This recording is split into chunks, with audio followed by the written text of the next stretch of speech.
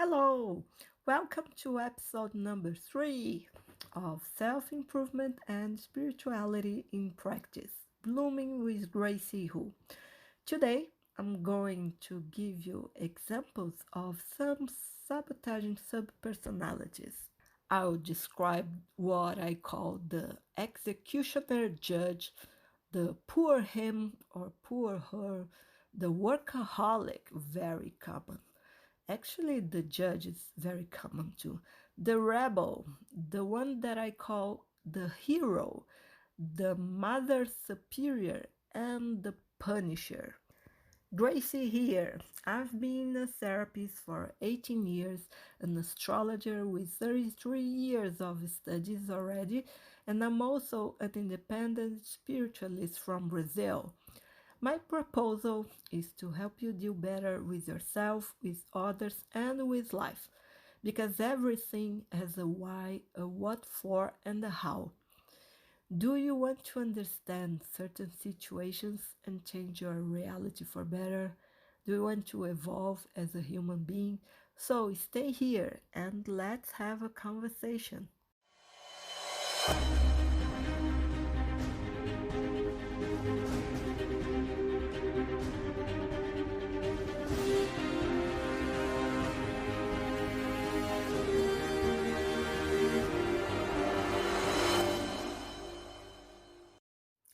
As promised in the last episode, in this one I will give you examples of sabotaging subpersonalities or just subs that I could identify in and work with as a therapist, and not only work with them but actually being able to stop them of sabotaging my client's life and make them work like allies by creating better realities. So first, I'd like to explain that for me, the gender of the sub, male or female, actually accompanies that of the person. So here in the descriptions, I chose to vary. I will start with the one of the actually I think it's the most popular in my opinion because it's so common out there. It's the one that I call executioner judge. His honor is actually really the most popular, and it's so easy to identify. Um, how is this judge? He's too quick to judge, condemn, and without the right to appeal. And he's also very quick to execute the sentence. He's very serious. I never saw one with a sense of humor. He's also super rigid and uncompromising. For him, against facts, there are no arguments, and he just hates excuse and small talk. If you made a mistake, in case you have this sub, if you made a mistake, even without meaning to, or it doesn't matter really, you have to pay because he believes in guilt and punishment for redemption. And yes, he is prejudiced and follows a very strict code of moral conduct. And also, yes, he is authoritarian and considers himself as the ultimate authority to define what is right and wrong. And by the way, arrogance is his middle name. In addition to being very hard and demanding with you, he's also hard with other people, which can confuse him with a personality trait. The difference here is that he speaks, and all the time, in your head, always demanding a better performance, like criticizing, condemning you. It's something like this: you do everything wrong. Why didn't you do it like this? Why didn't you do it like that? Oh, this is your fault. No, he's not condescending, patient, or tolerant at all. Actually, he's a doctor in the art of bullying and humiliation. And he doesn't miss anything unnoticed. He knows he's a kind of god in his point of view. He knows and sees everything, and his sentences are so strict they are actually cruel. And the more you are lazy, sloppy, undisciplined, braggart, rascal in the sense of lying and defrauding, and you may even be, or the person may even be dishonest in the sense of unethical. The more the person is like this, the worse, because disrespect and lack of shame to do what is considered correct only aggravate the final penalty. Anyway, so be it, and you have a relentless and fierce enemy watching over you, in search of the slightest slip to open a trial session on his own, because he really likes to judge and condemn anything. And as you can imagine, yes, he is an intolerant bore, but someone needs to put the individual with this sub on track and teach him to be a good person. And if dealing with a sub like that in another person is not easy, and you can, I think you know someone like this, very annoying actually, and dealing with someone like this is not easy, right? Then imagine living with one sub like this all the time inside of you. That is why, if it's any consolation, as much as an individual is boring, critical, and authoritarian with others, know you that he's much worse with himself. And every time I see someone acting like this, so rigid and intolerant, I always think, thank God I think with my own mind, and I don't think with that person's mind, and I don't treat myself like that person, because can you imagine you having a voice, an inner voice, non-stop voice, treating you like this, this this judge all the time, judging you, condemning you? It's living like a it's just like hell.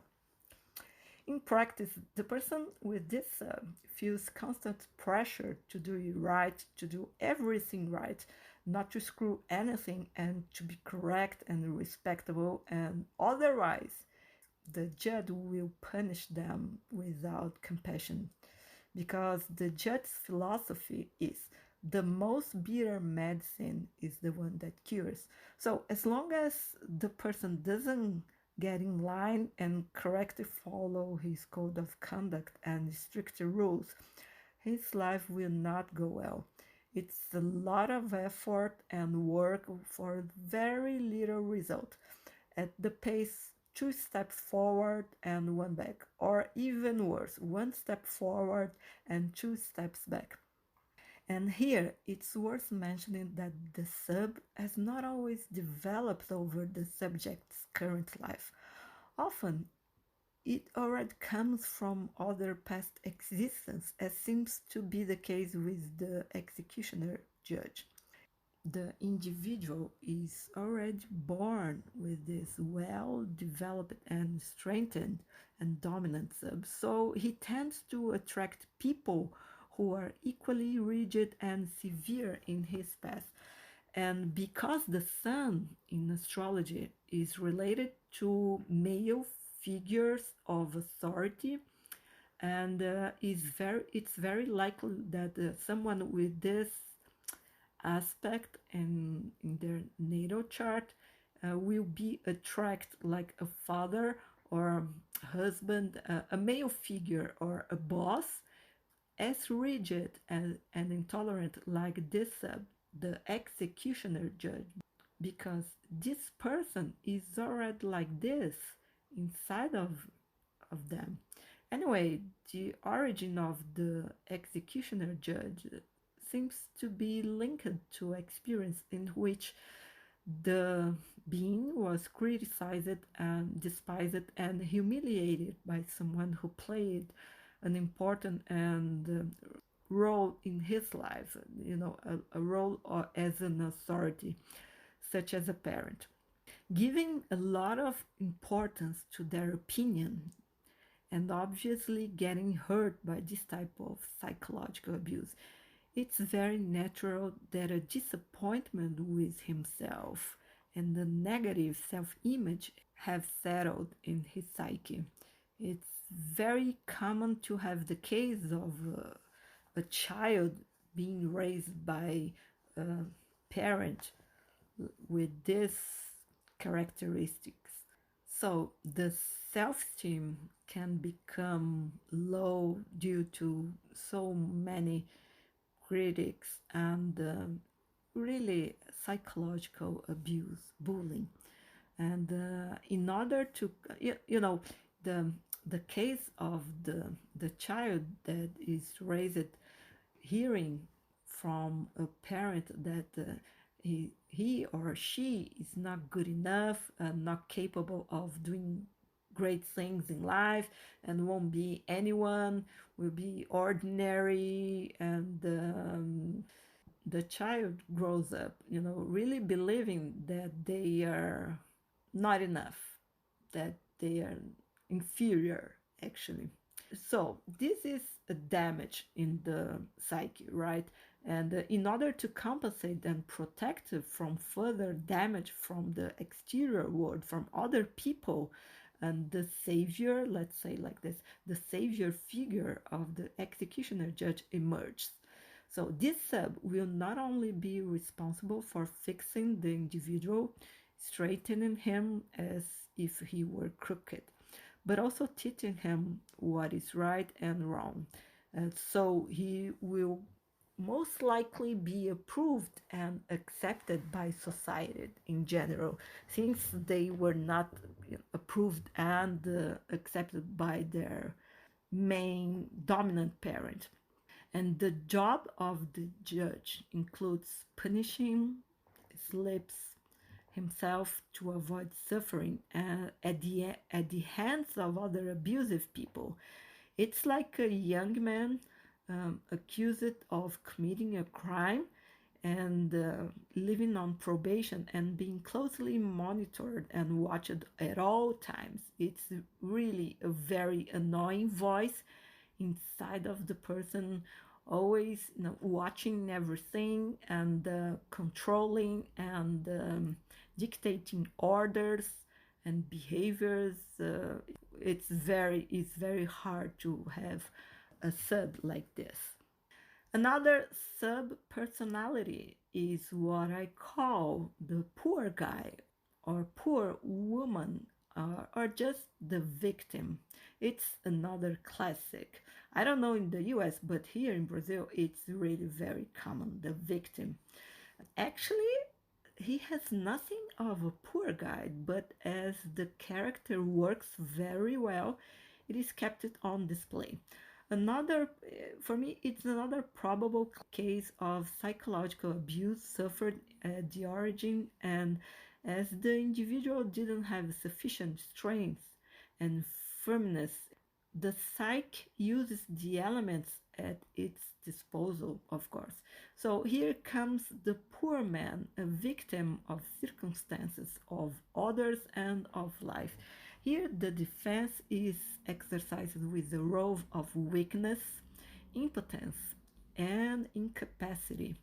The sub's intention actually is to arouse pity or as not to be criticized, judged, assaulted, or demanded. It's much more like a defense from authoritarian figures. But it's also possible that to obtain the same result, the initial motivation was quite different, like pure trickery and cleverness to be left alone, with no one charging and demanding anything. There it would be the typical case of the lazy trickster who wants peace, while the others move to do things for him and help him. After all, he's an unlucky thing for whom nothing goes right. And it turns out that no one feels sorry for those who are well, right? So to be a poor guy or a victim, you really have to get screwed. And the more the person gets screwed, the more poor will be in the eyes of the world. Of course, especially in the eyes of those who have what I call religious vanity or a moral vanity. People who like to be seen as good people and generous people, and those kind of people actually will be mobilized to help the victim. It's not that solidarity is bad. Therefore, in practice, the victim, the poor guy, creates and attracts circumstances in which he is always screwing himself. Like, for example, promising situations go wrong, what seemed right as is suddenly cancelled or suspended, like a job interview that seemed to be, going very well, and suddenly everything was cancelled. Or the apparently trustworthy person that shows up in his life proves to be actually a trickster, a crook, or even he attracts disease and accidents, and in general misfortunes are constant. Not mentioning when he does suffer tragedies like going through a fire, a flood, hurricane, or a tsunami, or even crimes like assault, a robbery, or a kidnapping, very extreme situations. And why is that? Because the bigger the drama, the more helpless the victim and the more fucked up the poor guy. And without a doubt, this the victim, is very powerful to create realities, and it's not an easy life if you have one of this. But there is always a good, a charitable, and generous soul who can always appear to help. And what seems great, however, it serves to feed the victimism and keep the subject in begging and in inner misery. And in addition to being spoiled and needy, the victim, the poor guy, is also a tremendous vampire. One more sub to describe to you. The workaholic of this one is very actually common, actually more and more common in modern society. And how is the workaholic? Well, you can have an idea, right? He's always busy with something. He doesn't stop and demands action. The sub not only demands action, but action, attitude, and results, especially results all the time. If the person with this sub decides to take time to rest, relax, and put aside the tasks and commitments, it doesn't matter if they are professional commitments, personal or domestic. It really doesn't matter. This appeals to guilt and bullying to force him stop being lazy. And there comes the demands of what needs to be done, what has not yet been done, and what has not been so good and can be redone. Actually, it's a very neurotic because what counts is the number of tasks performed during the day, and the more work, the better. But as the workaholic is never satisfied, he makes the individual's life an endless rush, creating daily sequences of things for him to do and solve, mainly for other people without time for himself, and even more if it's to enjoy leisure time. It's all about work, work, work.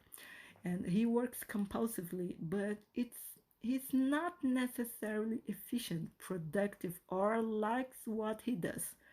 He's driven by the obligation of performance, and the sub makes the person compete with himself even more than with others. And it's more like the vanity of proving that he has value as a result of a lot of hardships and struggle. He doesn't believe in luck, just hard work, which makes him very controlling and someone who doesn't trust life or others. And being excessively demanding, the individual with that sub will also be demanded with the others around him, and he can become unbearable, just unbearable with so many demands. Oh, it's the worst boss someone can have. And obviously, the workaholic is very highly anxious, with further increased energy waste and makes physical and emotional stress inevitable. This treats the person like a workhorse, a slave who has no right to rest or reward, whether in the form of leisure, holidays, or even healthy and gratifying relationships. Actually, he sabotages life in such a way that the individual just stops and pays attention to his own physical and emotional needs, perhaps too late, when his body collapsed or the loved ones left, just tired of being neglected. One thing is the person in love with what he does and doesn't mind leaving everything else aside. Another thing is to do a lot of tasks out of obligation and without obtaining the expected results, whether in the form of financial return or recognition from others, and still be always tired and dissatisfied, forcing themselves to continue in the endless daily struggle and without pleasure and without personal fulfillment. And as I said before, the workaholic confuses the meaning of the word efficiency because for him, being efficient is about working a lot, many hours a day. But it's the opposite because efficiency has to do with doing the best work in less time and with more quality. It's not about how many hours you spend doing something, but for the workaholic is all about how many hours he worked a day and even on weekends. And definitely, this is the worst boss, employer, master than anyone could have. Not only because he's so severe when not stupid and rude, but because he's that annoying and impertinent voice that stays talking in the head all day, giving orders and demanding no stop. Another example of a sabotaging sub is the one that I call the rebel. And the rebellion is basically against, can be basically against the person's parent who was very demanding and critical. If you are a child and grew up with a parent like this, demanding, critical, and bossy, and dominating, always dissatisfied, and very ambitious. You know, the kind of parent that is so vain, socially vain, and so worried about what other people can think or talk about them that they use their child like a trophy, a kind of a trophy. Like if my son or daughter is successful, then this is a living proof that I am an excellent parent. So that's why they are so demanding about their child performance. So a parent like this, um, you know, who uses the child as a trophy for their performance in like raising the perfect, because social recognition and approval is very important to them, tends to makes that rebel sub emerge in order to protect the individual from that kind of psychological abuse. Because if you have a parent like so critical, this can create a real damage in the self-esteem, so the child will grow up with maybe with a very low self-esteem because they're not accepted the way they are, and they are always criticized.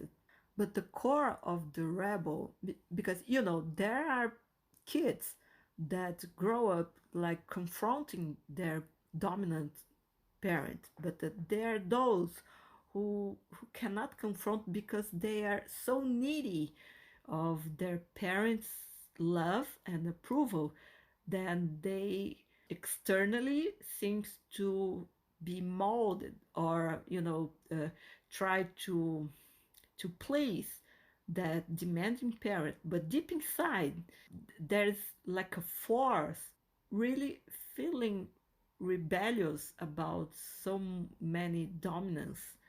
So can you see how the rebel sub emerges? It's like a very needy girl. For example, I used an example of a girl throwing a tantrum, very disappointed, angry, and vindictive against the, let's say, the mother in this case, just an example. And this needy girl speech would be something like this: the rebel sub. You don't give me what I want, which is emotional food, acceptance, support, and love. So I won't do what you want. I will not be a trophy for you to proudly display to the world. I will not be a reason of pride for you. I will disappoint you in every way I can to fill you with shame. And I also do not accept that you rule over me and my life. And in practice, what happens in this person's life? The girl grows up and becomes a woman, choosing a profession quite different from the one her mother dreamed or idealized, just to contradict her. And the girl have to fight hard to assert her will, rebelling against the family authority. And it doesn't matter whether or not she has a vocation to pursue that profession or career. The goal is just to upset, contradict, and irritate the mother, and also especially have satisfaction and pleasure resulting from this contradiction. Not to mention boyfriends and even husbands who are always disapproved by the mother. And another reason to bother the demanding mother can be the appearance. If the woman is like overweight, no diet will work for her, and her mother will always criticize her body. But guess what? The woman can have a very good and fulfilling love life with her husband or boyfriend who can be okay with her body. The point here is that being moved by a willful and rebellious child who needed to fight to impose herself, what the person with this sub ends up attracting to their life is precisely a struggle. Thus, everything is difficult professionally. For example, even having bosses like her own mother, very bossy, critical, dissatisfied, and just unbearable. And if the basic motivation was not to do what the mother wanted, well, deep inside, she just wanted to be socially proud of her daughter, right? And what was the best way to go against her? Don't be a source of pride. That's when we can see the sub in action of sabotage. Everything that the daughter does to succeed in her profession or career, for example, just doesn't work. And her career just don't take off. It's one failure after another, to be a shame for her mother in the eyes of other people. But the curious thing is, in the eyes of the world and her mother, the woman always came out as a victim, the poor thing, the unlucky one, because she struggles and the blame is always on something external, like stupid bosses, lack of recognition, low salaries, bad lucky in exams, for example.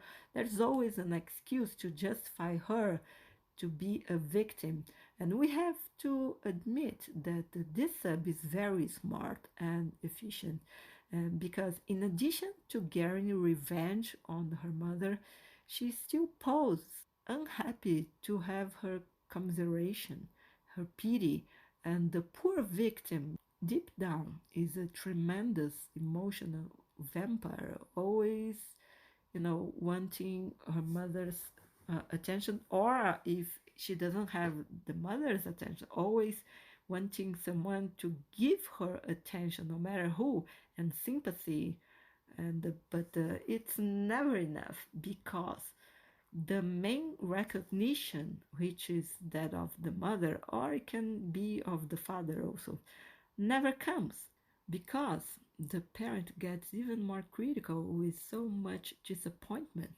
And the question here is not a vocation, but a good self sabotage, which works in an impressively effective way.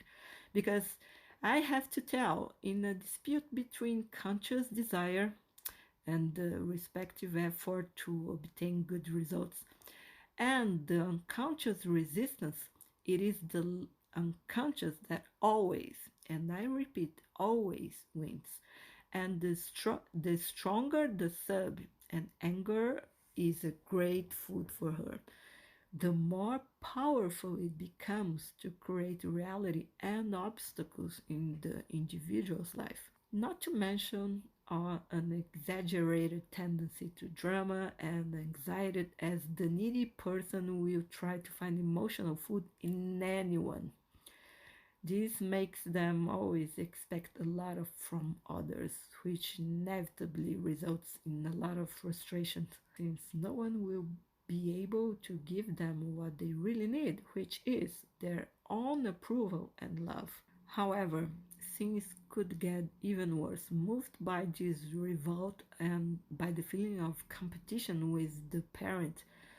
If the person at some point have their own babies, their own child, they can use that child as a trophy, also as an instrument of revenge.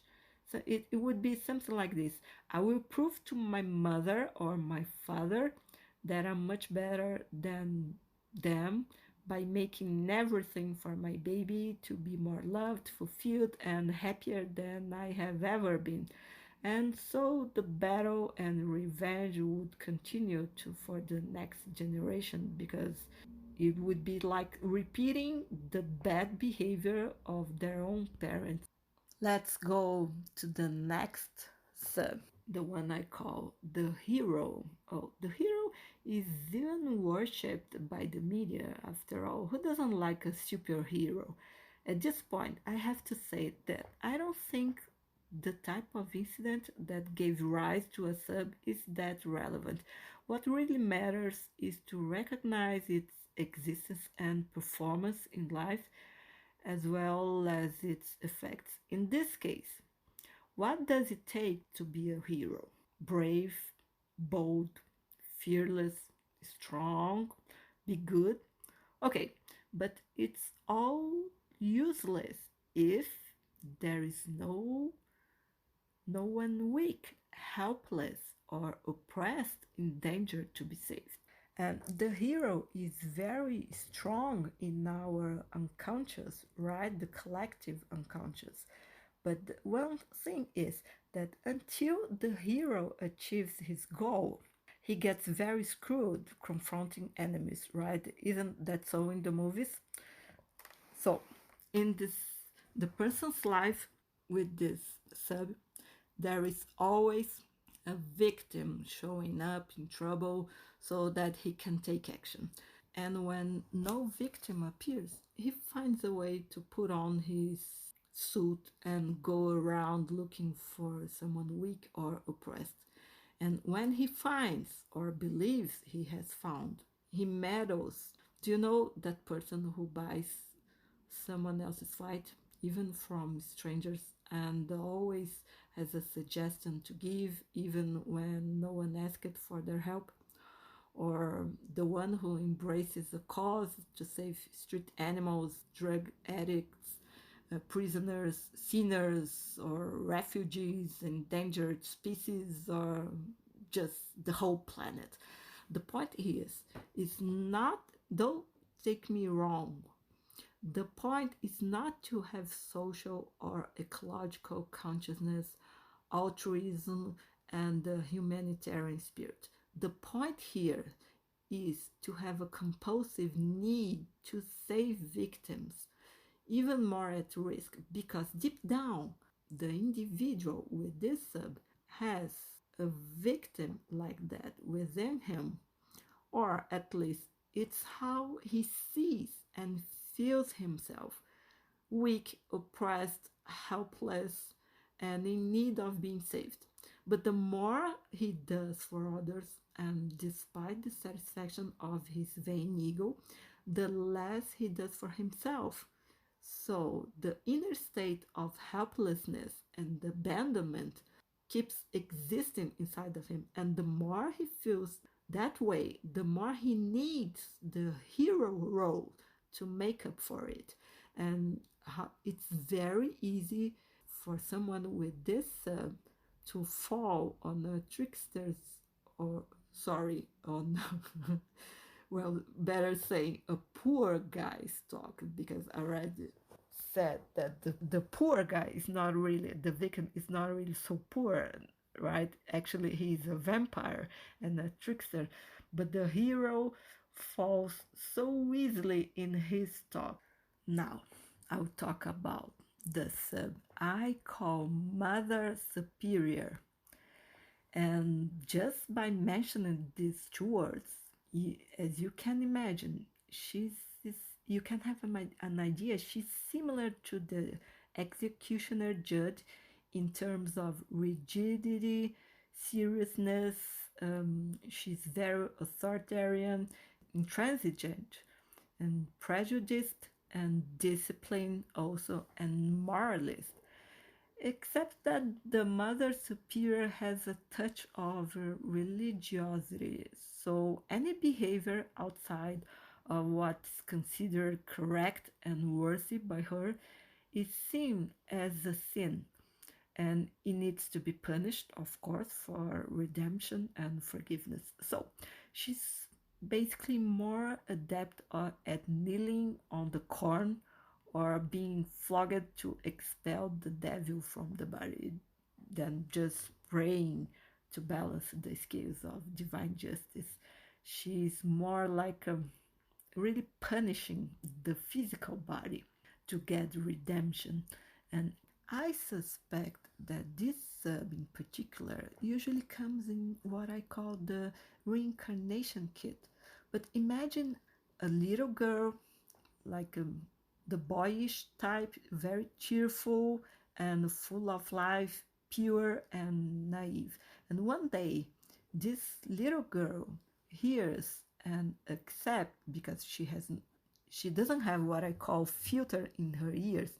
She hears like critics and accept the evil someone threw at her, like saying, "You are a demon, a plague. You don't stop quiet. You are so wild. You are sassy. When you grow up, you'll be a shameless person, a lost person. And when you die, you will burn in the fires of hell to pay your sins." So those kind of, seems like a course for a little girl to listen to.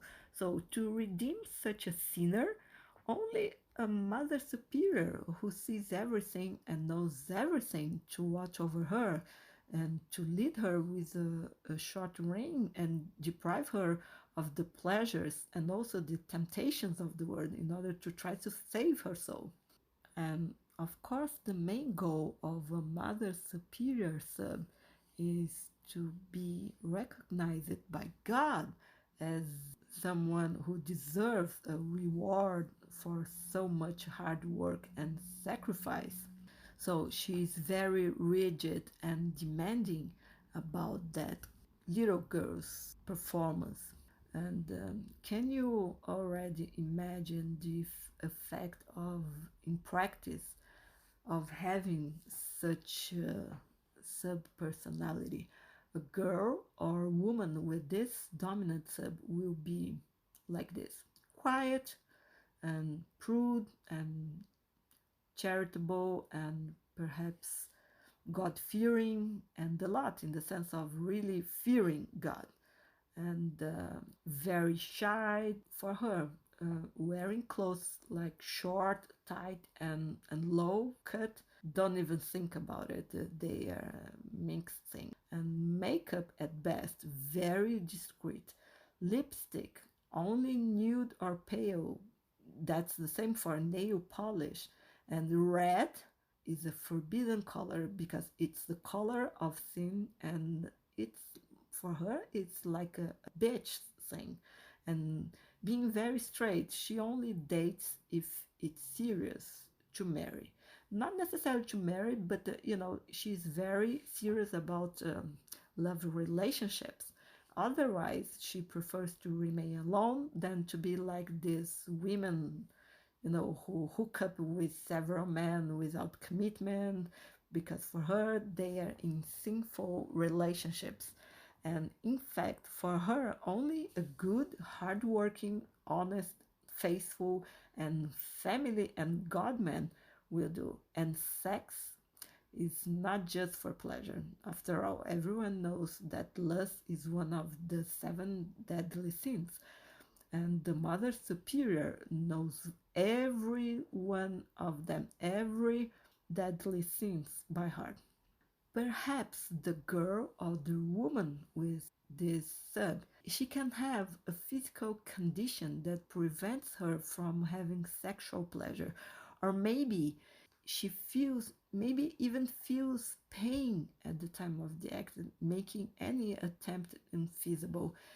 Have I said that the mother is in favor of physical suffering to purify the spirit? That's it.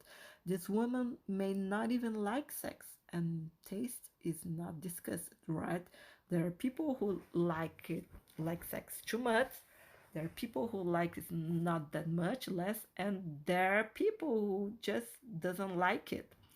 And one curious thing, she's so polite and worried about being like such a moral example that she never say bad words, not even if she's angry about anything.